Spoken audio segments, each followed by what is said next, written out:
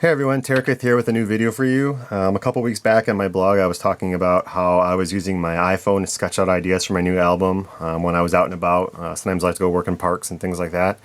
And then when I get back in the studio I transfer everything I've done into the Octatrack for composing later on.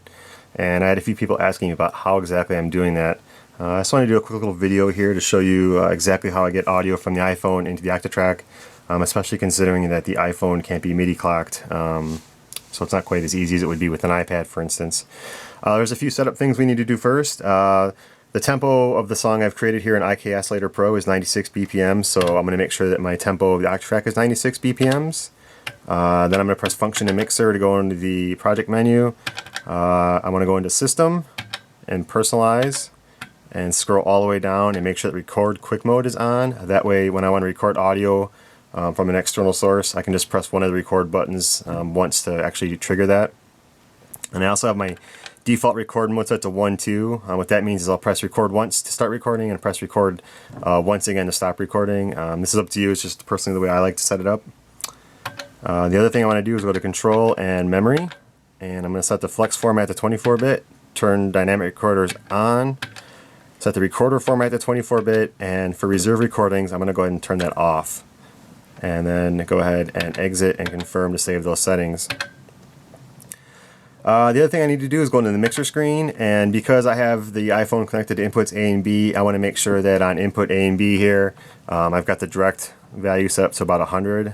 This makes sure that I can hear what I'm actually trying to record. I also have the volume turned up all the way on the iPhone as well, so I got a nice clean signal. So I can go ahead and press play now on the iPhone. You can hear this little chill down tempo song I've been working on. Everything seems to be working okay, and we can see we've got a nice clean signal here. So one of the things I'm going to do now is I want to go ahead and record each one of the sounds, the different tracks from iKaossilator onto a separate track in the Octatrack. And the first thing I'm going to do is go into the record setup menu by pressing Function and Record. I have input A and B is selected. I'm going to turn loop off, and you can double check that the trigger mode is set to 1-2. And I also have the recording length set to max. I should note that the patterns I've created in iKaossilator are 4 bars because the Octatrack natively works with 4-bar patterns. I just find it's easiest to just stick with that for now. So the first thing I'm going to do is solo my first sound here. It's like a little drum track in iKaossilator. And here that's what it sounds like. So now I know I'm getting good signal. Everything's set up to record the way I want. I press record once and then play on the iPhone. And you can see the little recorder wheel spinning to let you know you're actually recording. I'll let this play through all the way. And then press record again to stop recording. Now I'm still in the recording setup window. I can go ahead right away and start editing that audio I just captured by pressing Function plus Bank, which brings up the edit screen. And the first option I want is edit this recording, so I'll hit enter and go to the trim screen. And you can see here is the loop I've captured. We can move around, zoom in up and down if we want to. You can see there's some silence in the very beginning of it. I want to go ahead and trim that out. I should point out that if you press Function plus Enter, you can actually play what you recorded. But there's that long audio pause. So I'm using encoder A to move the start knob and encoder F to zoom in. Using those two, I can kind of hone in on this first transient here for this drum beat. Something to remember is if you hold Function while turning encoder A, it actually snaps to 0 crossing, so you get nice click-free recordings. So now we can hear that the loop I just recorded starts right on the first beat like I want. And then I'll zoom out a little bit to make this easier to see, this next step. The next thing I want to do is set the end of the recording, because I record a little long here, so I can move encoder C to set the end of the loop. And for some reason here the Octatrack thinks I've actually recorded something at double my actual tempo. If you look here where it says T, it says like 191 right now. That's the actual tempo of the recording, it thinks, as well as it says B8. This only kind of shows up for a couple seconds while you're turning a knob, but that means that there's 8 bars recorded there. I know I have one extra drum hit here at the end, so I'm going to just trim that one out by zooming in again. Because my original tempo was 96, I know that even though the Octatrack is thinking it's double that, I want to aim for this track record to be 192 since that's double 96. We can fix this here in a second, but I'll I'll just move the endpoint marker until it says that, and I know that my loop is perfectly trimmed. Again, function press enter will play it.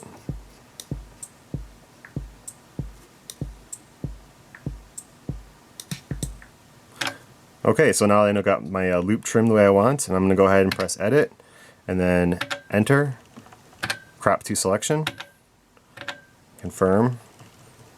So it's just getting rid of all the audio I don't want. If we go in the attribute screen, we can see that the original tempo is 192. I know that's not right, so I'm going to go ahead and set that to the correct value of 96.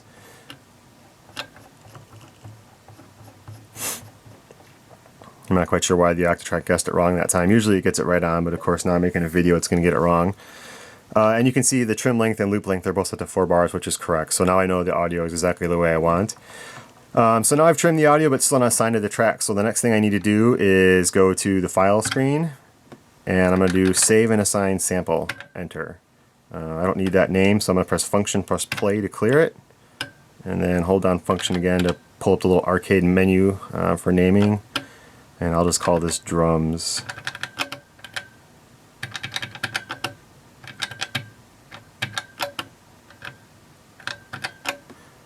Hit enter. It's going to save it.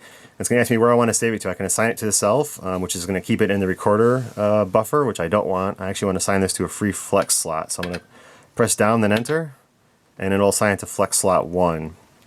So now I can exit out of the editing screen. I can double tap the track button and navigate to flex slot 1, and there's my drum audio file, which is exactly what I want. One thing I haven't done yet is set the scale setup for this pattern to 4 bars, so I'm going to go ahead and do that now, and then drop a trigger on the very first note so I can trigger the sample I just assigned. So you can hear there's a drum loop we just recorded. Everything worked out well. I'm going to go to the next track now, and again press function plus record to go into the record screen. I'm going to turn loop off again, I don't need that. On iKaossilator I will turn off the solo on the drums and solo my next part, which is kind of this little distorted bass line sound. And again I will hit record to start recording, play on the iKaossilator, and let that play through for 4 bars.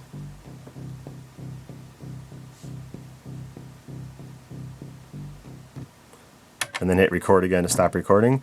And again, while I'm still in this recording setup menu, I can go ahead and right into my edit menu to trim the loop. So function plus bank, and then edit this recording. Go back to trim. Can kind of zoom the waveform in a little bit to make it easier to see.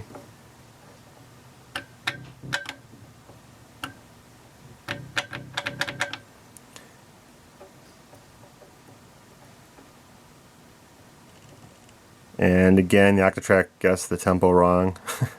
I've never actually seen it do this in all the time I've been doing this, but like I said, of course, Murphy's Law. As soon as I start recording, it's going to be a little weird. So again, I'm going to aim for 192 since I know that's double my original 96 BPMs. And again, as I turn the ending point for this trim, you can see that this pops up on the bottom down here. It gives me my tempo of the loop that I'm setting up, as well as how many bars it is. It says 8 this time because it thinks it's double the tempo. Once I've got that right, I can go to edit, press enter, crop to selection, go back to the attributes screen. Original tempo 192, again I know that's wrong. I'm just going to go ahead and change that back to 96. And again, the trim length and loop length is 4 bars, which is what I really want. I'll go to file, save and assign sample. I'll call this bass.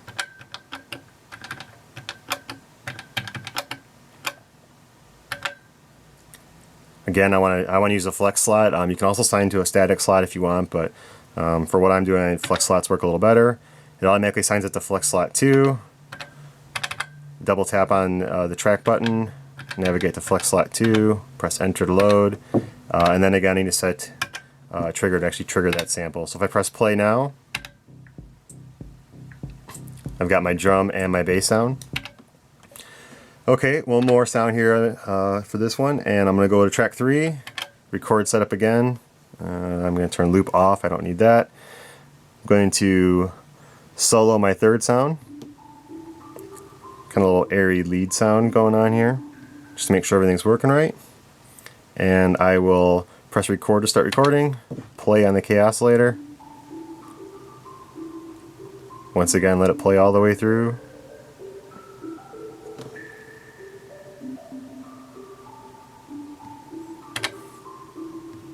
Okay, and I'm going to go ahead and trim that. So again, function plus bank, edit this recording, go to the trim screen, zoom in a little bit here with the F encoder, and the D encoder zooms vertically to make it a little easier to hone in on the spot I'm looking for. Okay, there's where I want my loop to start. I zoom out a bit. Hey, surprise, surprise, it thinks the tempo is 192 again. Oh well, not a big deal. So I'm just going to move this end marker until it says 192, since I know it's a perfect loop length. Sometimes you have to zoom in more to get the exact precision you want. Okay, so right there is 192 BPMs, even though my original is 96, like we talked about. And go to Edit, Enter, Crop to Selection, yes. Into the Attributes menu, and once again I'm going to correct this, set this to 96 BPM. Like I said, normally this usually guesses the right BPM every single time. I'm not sure why this time it's doubling it up, but simple enough to fix. And then again, go to File and Save and Assign Sample. Just again, a quick shortcut, hold Function and press play. You can clear a name. You can also copy and paste names if you want. So then I'll hold Function to enter the little arcade naming screen here, and I'm going to call this Lead.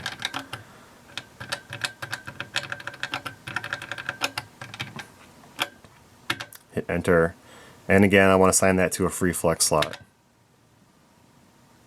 Okay, I can back out, double tap the track button, enter the quick assign menu, go to the flex slot, select the lead, drop in a trigger, and everything is the way I want it to sound.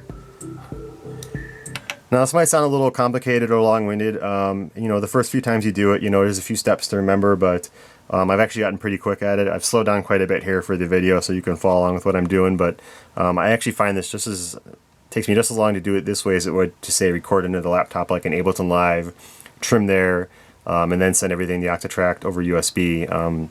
These days I just do it directly right into the Octatrack, and it's just as fast for me, and I can keep the computer off and save a few steps. So, and finally, the last thing you want to do once you're done with all this is hit Function, Mixer to pull up the project screen, and make sure you save your project.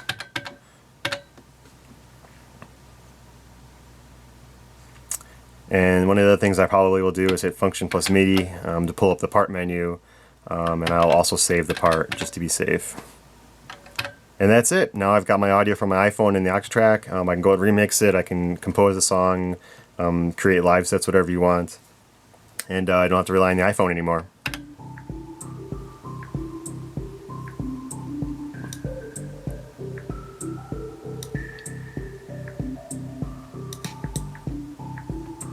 Okay, thanks for watching. If you have any questions, go ahead and post them in the comments, or you can send me an email, and maybe I'll make another video about where I take things from this point.